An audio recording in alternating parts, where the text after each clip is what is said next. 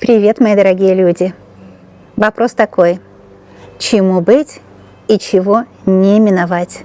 Я для вас сделаю расклад. В то время актуально, когда вы нашли видео, конечно, на двухстороннем таро. Двустороннее таро показывает честно светлую сторону и теневую сторону. Как говорят восточные мудрости,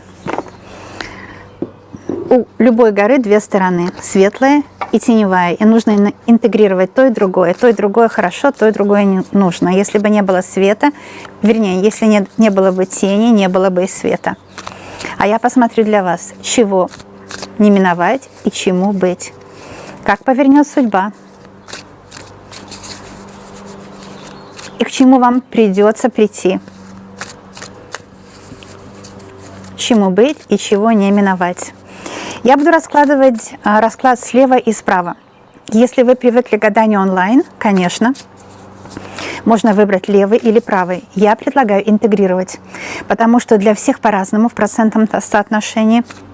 Где-то справа будет больше для вас информации, где-то слева, как у кого. Так что чему быть и чего не миновать. С моей левой стороны, но у вас может наоборот, чему быть и чего не миновать. Теперь с этой стороны, чему быть и чего не миновать. Я буду добавлять, конечно. Итак, чему быть с этой стороны?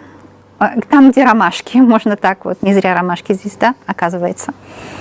Смотрите, у вас уже есть деньги, а вы думаете нет. Чему быть? Что вы увидите на самом деле, что страх бедности, он мешает вам увидеть, что у вас действительно есть возможность для заработка, но вы пока ее не видите. Вы волнуетесь, переживаете, может быть, потери какие-то финансовые, может, неудачные покупки, может, неудачно вложились. Не переживайте, это просто learning experience, это просто нужно было вам, чтобы научиться чему-то, да. Не думайте никогда о потерях, такой опыт. Чему быть? А быть тому, что вы увидите, что есть возможности. Сейчас вы вот в теневом положении находитесь. У вас капюшон на голове, он символизирует ваши темные мысли, ваше неверие, что у вас есть какой-то талант, или есть возможность заработать, или что вы можете что-то такое начинать интересное, что принесет вам средства.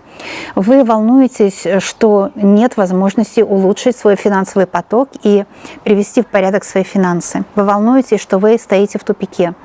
И этот капюшон, то есть это ваши собственные мысли, этот капюшон — это символически ваши собственные мысли, которые стоят между вами и тем, что уже есть в пространстве для вас изобилие. Чему быть? Быть вот этому. Это изобилие вам откроется, вы поймете, как вам свернуть, немножко подкорректировать то, что вы делаете, чуть-чуть каждый день. Кажется, что сразу большого не видно, да? Но каждый день чуть-чуть здесь подкорректировать, немножко здесь вашу работу, ваши финансы, ваши траты, ваши доходы, расходы, ваше взаимодействие с деньгами, да, ваше взаимодействие с деньгами как ресурсом, как энергетическим ресурсом, взаимодействие с деньгами как с бытовыми удобствами. Здесь подкорректировать, там подкорректировать. И вы посмотрите, что через какое-то время, ну я вот месяц точно говорю, вы себя не узнаете.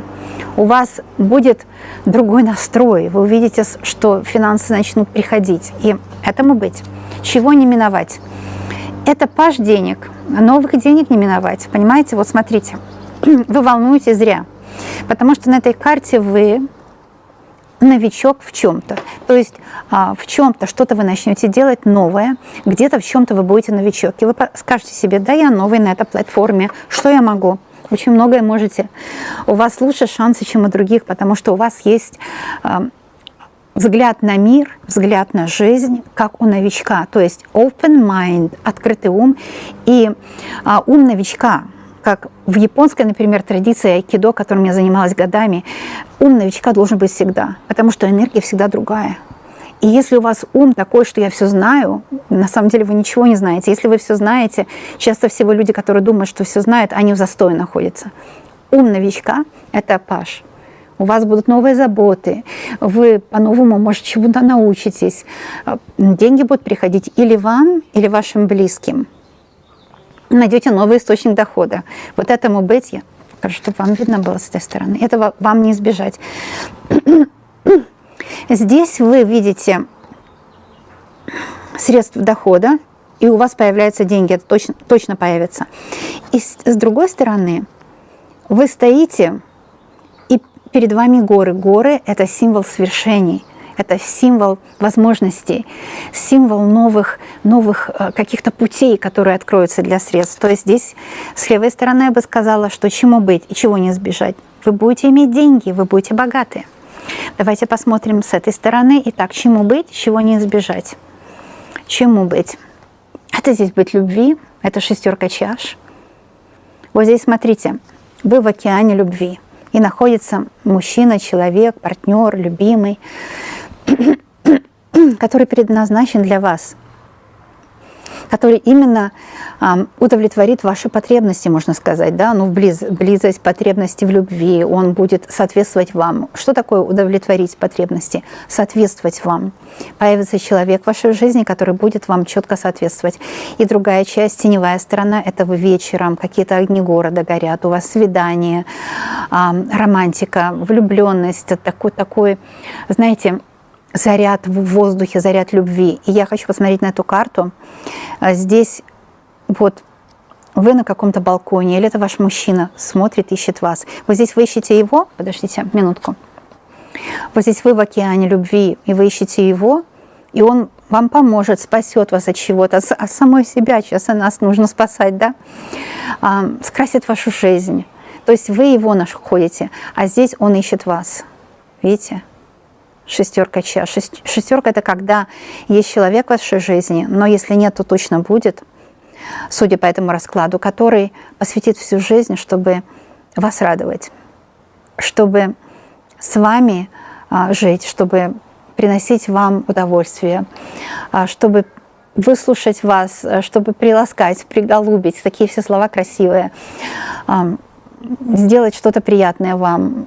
Это подарки. Это может быть подарок от мужчины какой-то, подарок любовь, предложит вам руку и сердце, или подарит вам духи, подарит вам какую-то поездку, подарит вам свое внимание. Это уже чудо, когда другой человек дарит нам свое внимание. То есть вы ищете его, он ищет вас. И если вы в раздоре, если есть треугольник, а может быть, у кого-то из вас есть качели, например, то есть мужчина, то нет, непонятное поведение, то это просто время, когда, знаете, как весы находят баланс. Все устроится хорошо, и между вами будет любовь. Теперь я возьму карту «Чего не миновать», и это четверка жезлов. Это означает, что это человек, с которым вам будет весело, хорошо, легко. Ведь как мы узнаем, что мы друг другу подходим? Те люди, с которыми все легко получается, это те люди, которые нам подходят. А те люди, с которыми в нагрузку, нам не подходят. И здесь человек, с которым вам, вы подходите друг к другу, у вас одинаковые увлечения, одинаковые стремления. Но если не одинаковые, так очень похожие. И здесь, видите, солнце. Судьбоносная встреча. У вас будет судьбоносная встреча, человек по судьбе войдет в вашу жизнь. И здесь, наверное, энергия любви, энергия счастья личного. Так что и деньги, и личное счастье, чего еще желать. А сейчас я спрошу у карт, самое главное, советы Вселенной, подсказки Вселенной, как этого достичь. Здесь будет подсказка, и здесь будет подсказка. Знаете, давайте еще по одной будем брать. Здесь будет подсказка 2, и здесь будет подсказка 2. Так, какие подсказки с левой стороны? Я напоминаю вам, это о том, что у вас будет новый источник дохода, и вы будете богаты, обеспечены за 100%. Смотрите, какие подсказки. Во-первых, это карта маг. То есть, вы еще не знаете все о себе, вы еще не знаете, чего вы можете, вы грустите зря. Вы грустите, расстраиваетесь по поводу того, что закрылось. Какие-то двери, может, закрылись в вашей жизни. Вообще не грустите, потому что обычно что-то закрывается, чтобы что-то открылось новое. И так и есть. Потому что следующая карта, которая вышла, это карта маг. Вы откроете в себе новые таланты. не только таланты, даже я бы сказала по этой карте, вы откроете в себе новые желания, что ли, новые секреты алгоритма вашего успеха, алгоритма того, что вы любите в кайф делать себе. И вы поймете, что Творец, высшие силы, духи рода на вашей стороне, потому что откроется что-то, какая-то искра. Вы скажете, почему я раньше этого не делала, почему я раньше не знала этот алгоритм? Это так все просто.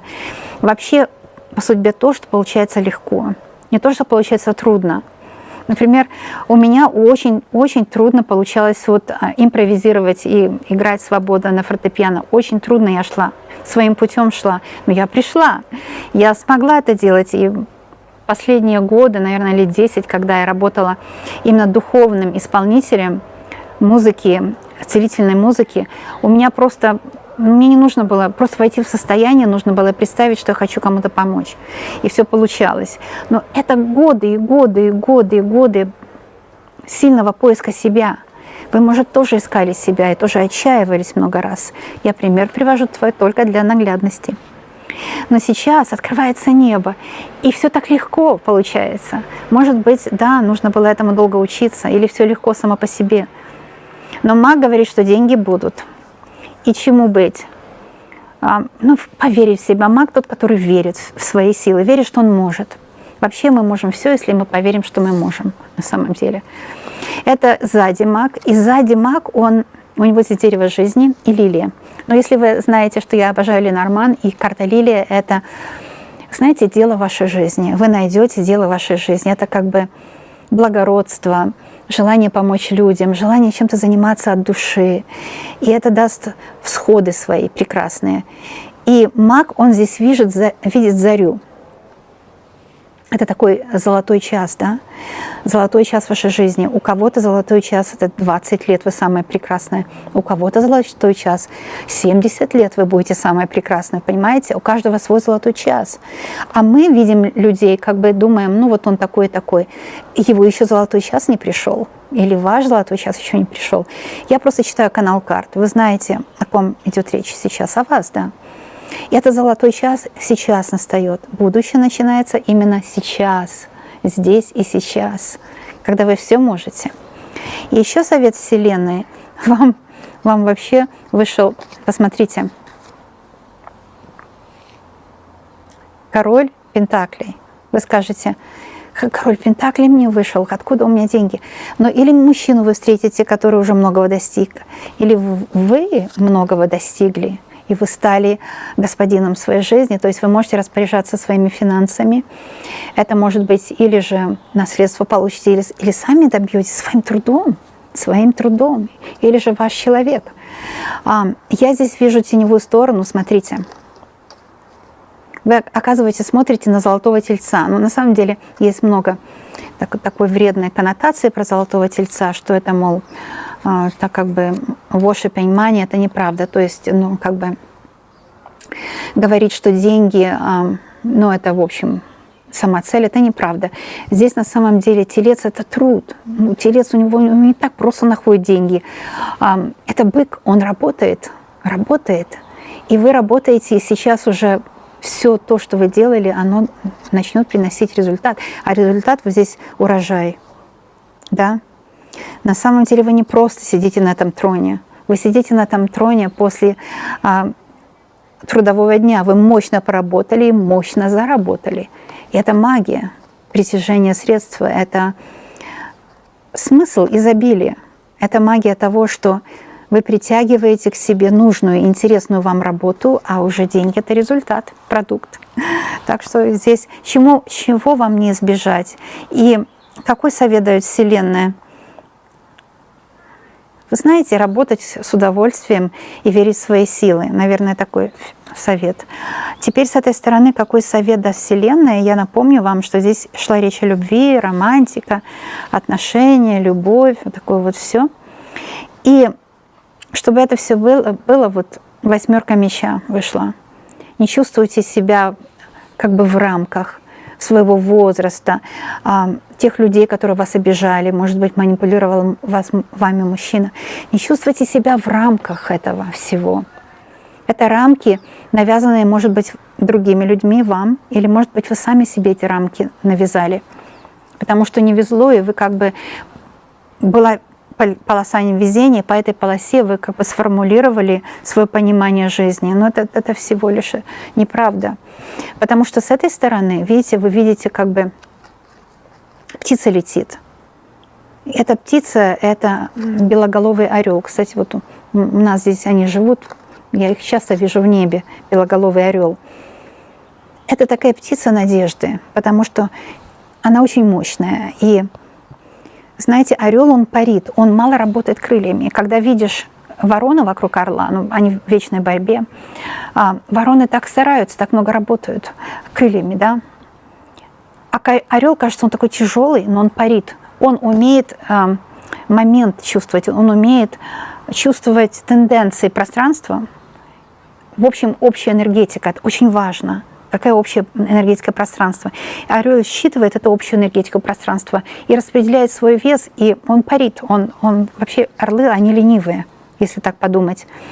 Они не работают, они используют те силы, которые вокруг них, им же на пользу. То есть это закон айкидо, на самом деле, использовать как бы вражеские, то есть чужеродные силы, интегрировать их в свою точку ки, то есть в свой алгоритм успеха, в свой баланс. Орел, он находит возможность пользоваться природой, пользоваться всем вокруг, чтобы самому быть успешному. И вы, наверное, не пользовались этим. Вы, наверное, как та птица, которая работает крыльями, очень старается. Это хорошо. Пока вы старались, вы вырабатывали свой тоже метод профессиональной деятельности, метод любви, бытового, что вас устраивает в вашем доме, по каким законам вы живете. Вы вырабатывали свой метод. Это неплохо. Но вам нужно добавить сюда, потому что это совет. Вам добавить, интегрировать вот этот метод орла, метод использования внешней среды себе на пользу. Ну, в смысле как? Не манипуляция, нет. Где-то в этом плане, что такое вообще жизнь? Это манипулировать силами природы и в то же время никому не приносить вреда. То есть каждый, как манипулируем? Мы же манипулируем с воздухом, да, когда мы дышим. Наши легкие это все как-то перерабатывают, или мы едим еду. Это же не наш протеин, а потом это перерабатывается в наш протеин. То есть мы используем силы природы. Когда мы идем, например, да, тоже ведь это же интересно, что мы как бы продвигаем себя, как бы падаем, постоянно себя ловим. Каждый шаг это падать и ловить себя. А мы, люди, не любим падать. Мы думаем, ой, я упаду.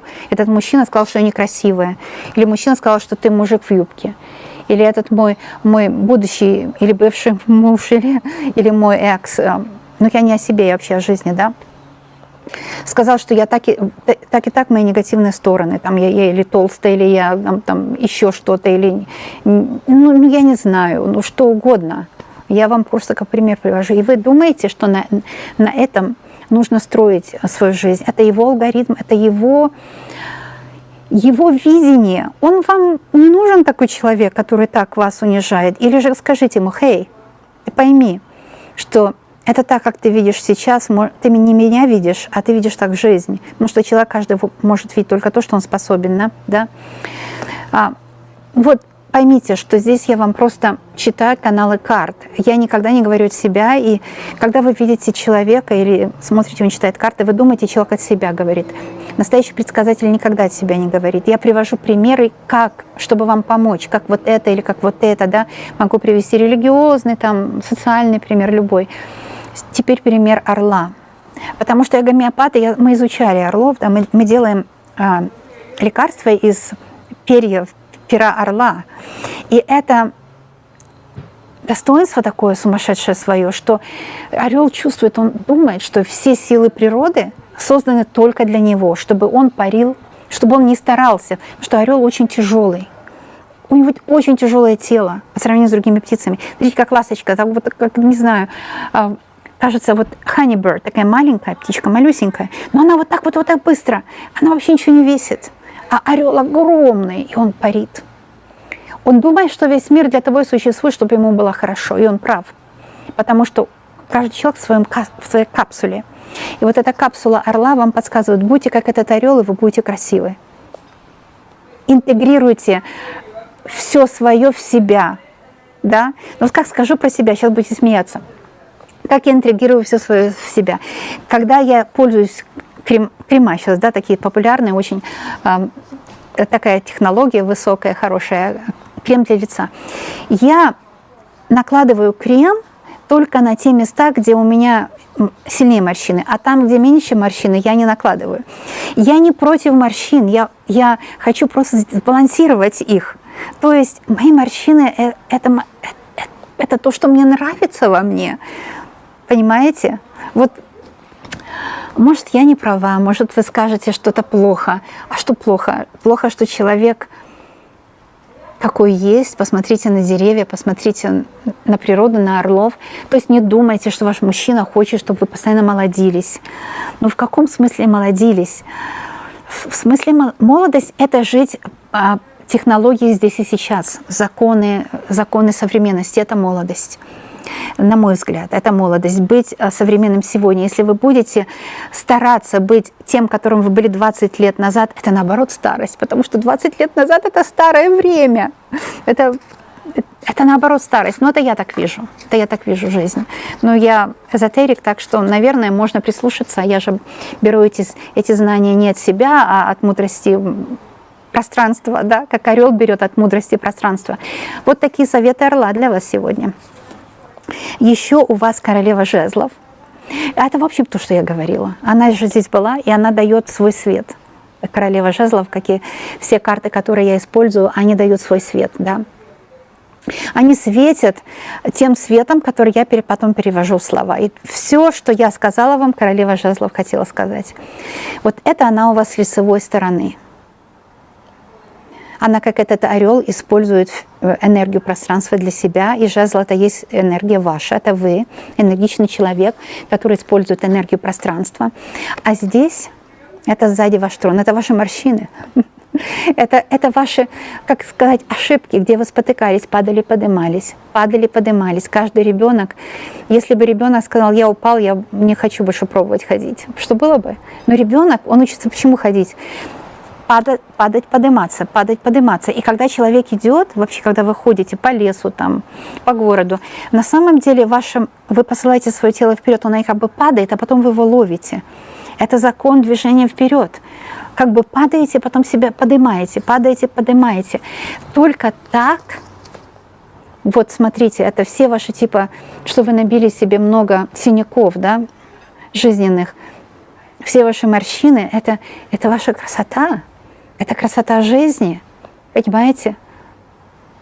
Это вот весь ваш опыт, где вы спотыкались, где, может быть, вы наталкивались не на тех друзей, что нужно, не на тех мужчин, что нужно. Но нельзя подумать, что первый попавшийся будет моим мужем. Так когда-то было, в молодости так было у меня. Но мне повезло, я не имела больших претензий к мужчинам, потому что я была о себе довольно такого мнения, да, низкого. И это, наверное, было это было неправильное отношение к жизни. Я считаю, что это очень жалко и обидно, но это позволило мне видеть в мужчинах не фасад, а душу. Вот. Так что есть такое выражение, как какой шел, такую и нашел. Да? Так что я вам не говорю, что нужно себя принижать. Нет. Но в каком плане? Но это были вы 20 лет назад. Зачем вам стараться быть похожей на себя 20 лет назад? Зачем вам? Это старость. Это старость быть сегодня такой, как вы были 20 лет назад. Потому что 20 лет назад – это старое время. Это старое время. Будьте сегодня, какой вы есть. И это новое время. Пусть вам было тяжело, но нет людей, которым легко. Если человек думает, что ему все время легко, есть две вещи. Во-первых, может быть, он очень умный, и он на своих ошибках уже научился жить легко. Это гений айкидо жизненного, да. Я занималась профессионально айкидо, и мой сенсей Роберт Мастерд, если кто не знает, можно его Google. Один из самых-самых. Йошинкан айкидо самый-самый-самый из всемирных имен. Так что я знаю, как работает вот закон. Не понаслышке, а по опыту. Айкидо жизни – это падать, встать, падать, спать. Айкидо – это уметь падать. И жизненное айкидо – уметь падать и уметь встать обновленным и лучше. Потому что каждый раз, когда вы упали и встали, у вас пресс лучше. Вы научились вставать, вы научились где-то оптимизм брать, вы научились верить в себя, вы научились видеть себя красивую, умную, счастливую. Вы научились вот эти все мечи, да, это все мысли плохие о себе, что я такая, не такая, обстоятельства мои такие, не такие. Но это правда, у вас обстоятельства сложные, это правда, у кого они простые. Сейчас мир такой прозрачный, что мы видим, что везде жить трудно. Везде, в любом месте теперь очень трудно жить. Но тоже очень легко и просто. В то же время, понимаете, и то, и другое есть. Один, тот, кто упал, подумал, я упал, это плохо. А другой, кто упал и встал, он сказал, я теперь умею встать. Я теперь знаю, как это сделать, этот кайф. Вообще упасть и встать – это большой кайф, на самом деле. Соседи мои опять разбуянились, поэтому буду заканчивать. Это не очень приятно. Но это селяви, что могу сделать? Звуки города, да? Будьте прекрасной сегодня, будьте удачливой, имейте много денег. Имейте много денег. Будьте строителем своей судьбы. Встречайте достойных вас, благородных мужчин. Здесь король Пентаклей, здесь для многих встреча мужчины. Будьте счастливы. Таро дало вам сегодня так много рекомендаций, так много советов от Вселенной вы получили. Ну, через меня просто идет этот поток, да. Если я и привожу примеры, это для того, чтобы понятнее было. На самом деле я всегда в потоке, когда читаю карты. Так что тот, кто слышит меня, каждый поймет мои слова по-своему, и каждый, кто захочет, обязательно получит помощь. Это вам гарантировано. А я буду ждать ваших комментариев, потому что так мы общаемся, так нам приятно, так нам в кайф друг с другом. Так мы узнаем друг друга, с пользой проводим время, да и просто в кайф. Не всегда же нужно с пользой. Иногда просто в кайф нужно, да? И я знаю, что мы с вами еще обязательно увидимся. И я знаю, что вы еще обязательно будете счастливы, что вы найдете свою мечту, свой алгоритм, который работает для вас. И вы перестанете обвинять себя, считать свои ошибки, промахи. Знаете, как у Чехова есть такой рассказ, называется он «Скрипка Ротшильда». Я вам очень советую его прочесть. Там речь идет о том, что жизнь дает возможности обязательно. И сладость жизни, она удивительная. У меня даже есть видео, где я просто читаю этот рассказ. Очень советую. И мы будем видеться, мы будем разговаривать, мы будем дружить. Люблю, обожаю медвежьи обнимашки из медвежьей страны. И я знаю, что там хорошо, это самое лучшее место, где вы есть. До новых встреч. Пока-пока. Друзья спрашивали в комментариях показать местный лес, куда мы с Николаем ходим гулять вечерами. И вот вы видите закат солнца. И это наше любимое место, одно из любимых, где мы гуляем. Мы пробуем всегда выйти до заката, потому что вылетают летучие мыши, и они в большом количестве. Место очень красивое, и прямо над океаном. С одной стороны обрыв, с другой стороны лес. Леса в Канаде такие натуральные. Если дерево падает, оно просто вот как натурально. Это очень красивое место, и я с удовольствием делюсь с вами. Когда гуляете по лесу, можно представить себе, что это неопознанное, то есть это ваше подсознание. И если в лесу что-то пугает, можно спросить у себя, что меня пугает, что есть такого во мне, что я не интегрирую в свою жизнь, какие у меня есть страхи. И когда вы идете в лес, с этими страхами можно справляться, можно об этом думать, можно идти в невизведанное, в то, где страшно, то, где непонятно, то, где на самом деле есть потенциал вашего успеха. И то, что люди вас не принимают, то, что другим не нравится, то, что вас критикуют, обычно именно вот эти неинтегрированные вами же самими части своей души, части своего тела, иногда части своего характера, является тем порталом, который приведет вас к успеху, как в личной жизни, так и в делах. Это я вам обещаю, это точно будет. Если вы позволите себе ходить по неизведанным тропинкам своей души, своего внутреннего космоса, который безграничный, который всегда расширяется. Это как дорога, всегда расширяется. Всегда есть возможность пойти по новой дороге в своем подсознании. Если вы хотите вообще в жизни идти по новой дороге, спросите себя, как я хотела бы, чтобы моя новая дорога выглядела, чтобы я хотела увидеть на пути, каких людей, в каком месте я хотела бы жить, что вокруг меня должно быть, что должно меня окружать, и как можно ярче и детальнее себе это все представить. Но если уже есть у вас это в представлении, в воображении, значит, это уже есть вообще в пространстве, есть в матрице вашей судьбы. И это может запросто материализоваться, если вы к этому будете стремиться. Ну вот, небольшая медитация, лесная медитация для вас, друзья. Желаю вам счастья. Я знаю точно, что скоро вас увижу опять.